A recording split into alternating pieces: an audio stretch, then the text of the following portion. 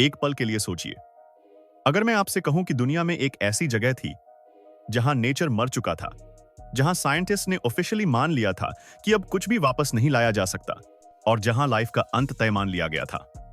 अब जरा और ध्यान से सुनिए, क्योंकि यही वो पॉइंट है जहां यह सफर शुरू होता है। उस पूरी जगह को बचाने के लिए न कोई मशीन आई, न कोई रॉकेट साइंस इस्तेमाल हुआ और ना ही कोई फ्यूचरिस्टिक टेक्नोलॉजी। उस पूरी आइलैंड की किस्मत बदली सिर्फ 15 जानवरों ने।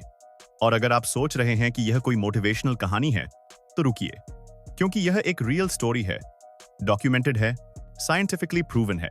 और इस वीडियो के एंड तक आप यह समझ जाएंगे कि अगर हम इस कहानी को नहीं समझ पाए तो भविष्य में ऐसी कई जगहें हमेशा के लिए खो सकती हैं। इसलिए इस वीडियो को बीच में छोड़ना एक कहानी मिस करने जैसा नहीं होगा, बल्कि एक सीख खो देने जैसा होगा, जो शायद हमारे आसपास की दुनिया के लिए बहुत जरूरी है।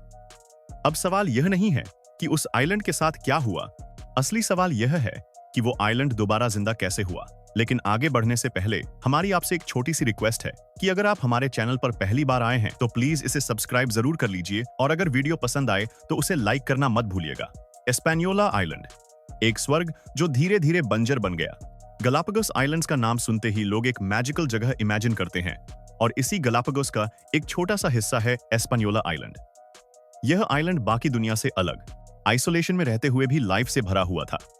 यहाँ जायंट कैक्टी आसमान की तरफ खड़े रहते थे, नेटिव प्लांट्स जमीन को थामे रखते थे और बर्ड्स खुले आसमान में उड़ते थे। रेप्टाइल्स और इंसेक्ट्स मिलकर इकोसिस्टम को सपोर्ट करते थे और इकोसिस्टम अपने आप को बैलेंस करता था। नेचर यहाँ अपने प्योरेस्ट फॉर्म में था। लेकिन जैसे ही इंसान यहाँ तक पहुंचा, साथ ही एक ऐसी गलती भी हुई जो आगे चलकर पूरे इकोसिस्टम के लिए खतरनाक साबित हुई।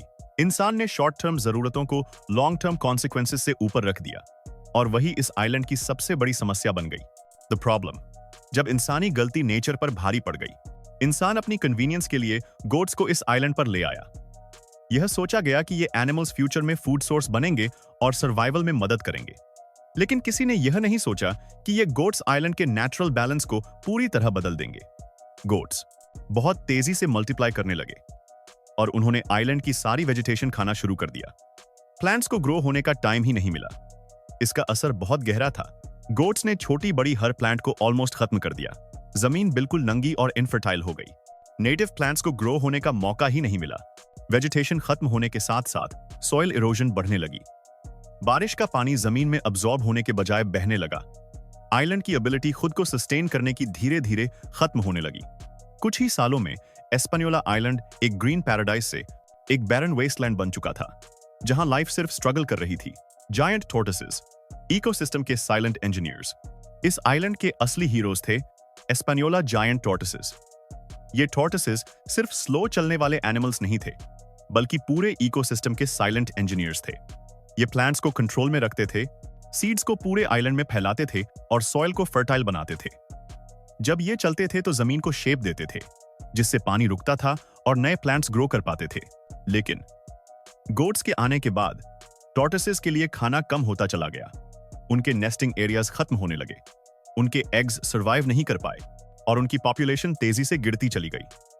1960s तक सिचुएशन इतनी खराब हो चुकी थी कि पूरी दुनिया में सिर्फ 15 एस्पेनियोला टॉर्टोइसेस बचे थे, जिनमें 12 फीमेल्स और सिर्फ 3 मेल्स थे। वो भी इतने ओल्ड और स्कैटर्ड थे कि वाइल्ड में रिप्रोडक्शन लगभग इम्पॉसिबल हो चुका था। साइंटिस्ट ने ऑफिशियली कह दिया था कि यह स्पीशीज फंक्शनली एक्सटिंक्ट हो चुकी है। यह सिर्फ टॉर्टोइसेस का लॉस नहीं था, बल्कि पूरे इकोसिस्टम के टूटने का संकेत था। द एक्शन, एक आखिरी और सबसे मुश्किल फैसला। इस मोमेंट पर साइंटिस्ट के पास सिर्फ एक ऑप्शन बचा था, या तो सब कुछ खो दिया जाए या फिर एक लास्ट अटेम्प्ट किया जाए। सबसे पहला और सबसे मुश्किल स्टेप था आइलैंड से हर एक गोट को रिमूव करना। यह काम आसान नहीं था। आइलैंड की रफ टेरेन, मौसम और लिमिटेड रिसोर्सेज ने इस टास्क को और मुश्किल बना दिया। यह काम फिजिकली और मेंटली दोनों तरह से एग्जॉस्टिंग था और इसमें सालों लग गए। लेकिन आखिरकार एस्पेनियोला आइलैंड गोट से कंप्लीटली फ्री हो गया। इसके बाद दूसरा और सबसे रिस्की स्टेप था बचे हुए 15 टॉर्टोइसेस को कैप्चर करके एक कैप्टिव ब्रीडिंग प्रोग्राम शुरू करना। हर एग को प्रोटेक्ट किया गया। हर बेबी टॉर्टोइस को स्पेशली रेज किया गया ताकि वो प्रेडेटर्स और हार्श एनवायरनमेंट से सेफ रहे। साइंटिस्ट को कई बार सेटबैक्स मिले, लेकिन उन्होंने पेशेंस नहीं खोई। कैप्टिव ब्रीडिंग, 15 से 2000 तक का सफर। टॉर्टोइसेस स्लो होते हैं, उनकी ग्रोथ और रिप्रोडक्शन दोनों ही टाइम लेते हैं। इसी वजह से यह प्रोजेक्ट 1-2 साल का नहीं, बल्कि 40 साल से ज्यादा का बन गया। साइंटिस्ट्स ने लॉन्ग टर्म विजन के साथ काम किया। हर सक्सेसफुल हैचिंग एक छोटी जीत थी। धीरे धीरे टॉर्टस पॉपुलेशन बढ़ने लगी और होप मजबूत होती चली गई। 1970s से यंग टॉर्टसेस को फिर से एस्पानियोला आइलैंड पर रिलीज किया जाने लगा। यह सिर्फ एनिमल्स को छोड़ने की प्रोसेस नहीं थी, बल्कि इकोसिस्टम को वापस उसकी आइडेंटिटी देने की शुरुआत थी। हर रिलीज के साथ आइलैंड पर लाइफ लौटती हुई महसूस होने लगी। द रिजल्ट, जब नेचर ने खुद को हील करना शुरू किया, जैसे जैसे टॉर्टसेस आइलैंड पर बढ़ने लगे, उनका इंपैक्ट क्लियरली दिखने लगा। उन्होंने वुडी प्लांट्स को खाया, जिससे ओपन स्पेसेस क्रिएट हुई। उन्होंने कैक्टस फ्रूट्स खाए और उनके सीड्स अपने डंक के थ्रू पूरे आइलैंड में फैलाए। उनके ग्रेजिंग पैटर्न्स ने डिफरेंट हैबिटेट्स क्रिएट किए। धीरे धीरे कैक्टस फॉरेस्ट वापस आए, नेटिव प्लांट्स रिजेनरेट हुए और बर्ड्स और इंसेक्ट्स आइलैंड पर लौट आए। फूड चेन्स फिर से एक्टिव होने लगी और इकोसिस्टम ने खुद को स्टेबलाइज करना शुरू कर दिया। आज एस्पानियोला आइलैंड पर 2000 से ज्यादा जायंट टॉर्टोइसेस फ्रीली रोम करते हैं और आइलैंड का इकोसिस्टम फिर से स्टेबल हो चुका है।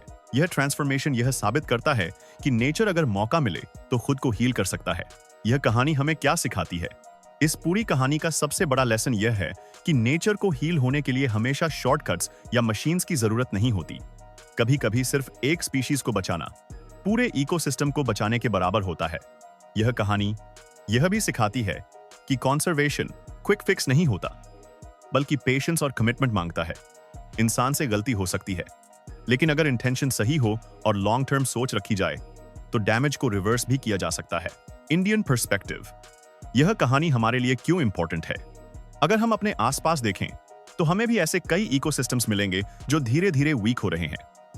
फॉरेस्ट्स कम हो रहे हैं, रिवर्स अपनी नेचुरल फ्लो खो रही हैं और वाइल्ड लाइफ सिर्फ फोटोज और वीडियोस तक सीमित होती जा रही है। कई स्पीशीज साइलेंटली डिसअपीयर हो रही हैं और हमें इसका एहसास भी देर से होता है।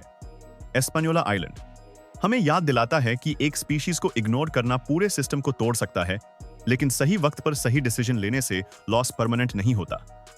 यह कहानी हमें अवेयरनेस, रिस्पॉन्सिबिलिटी और एक्शन लेने की प्रेरणा देती है।